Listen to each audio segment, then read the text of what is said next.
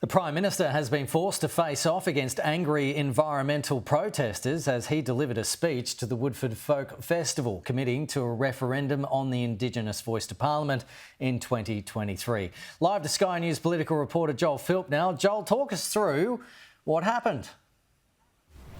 Well, Kenny, at the Prime Minister's first speech in that role at the Woodford Folk Festival, he was forced to take on a group of angry protesters who were shouting, "Keep it in the ground," referring to fossil fuels.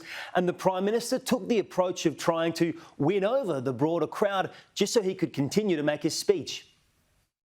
Okay, you've had your say, now we might move on. How about we agree we'll give the group over here another minute to chant whatever they want, and then we'll get on with it. There you go. Okay, we've given them all a fair go. Does everyone agree? Righto.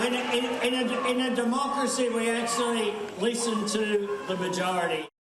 Some protesters began again to shout and interrupt the Prime Minister when he started to spruik his government's commitments and actions towards renewable energy. But it was when he moved on to that commitment to see an Indigenous voice to Parliament and a referendum on that rather within the next year, so by the end of 2023, that he refused to be interrupted. You might want to have a little bit of respect for what I'm talking about now.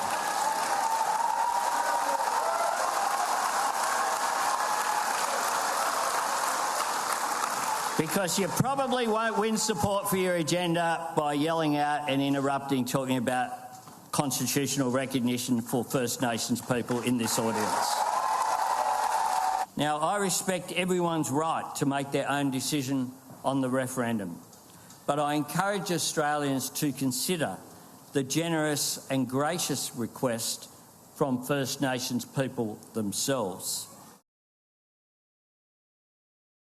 Responding to that speech, the opposition said the Prime Minister was simply busking for applause, and they are pushing the government for more details about this proposal. It appears that the Indigenous spokesperson of the coalition wants to be involved in some of the design features of what this could entail. OK, thanks so much, Joel.